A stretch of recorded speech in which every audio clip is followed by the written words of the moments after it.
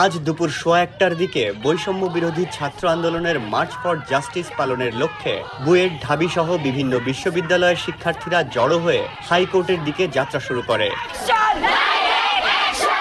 এ সময় আইন শৃঙ্খলা রক্ষাকারী বাহিনী মৎস্য ভবনের সামনে থেকে ২ জন বিক্ষোভকারীকে আটক করে নিয়ে যেতে চাইলে বাধা দেয় আইনজীবীরা। পরে আইনজীবীদের বাধার মুখে দুজনকে ছেড়ে দেওয়া হয়।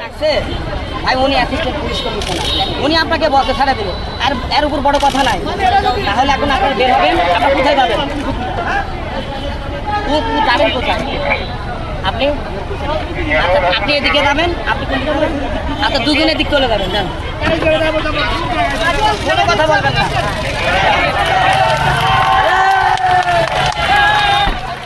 এর আগে মার্চ ফর জাস্টিস কর্মসূচি পালনের লক্ষ্যে শিক্ষার্থীদের মিছিল শিশু একাডেমির সামনে গেলে পুলিশ তাদের বাধা দেয়। পুলিশের সঙ্গে ধস্তাধস্তির এক পর্যায়ে কয়েকজন শিক্ষার্থীকে তুলে নিয়ে যাওয়া হয় বলে অভিযোগ করেন বিক্ষোভকারীরা।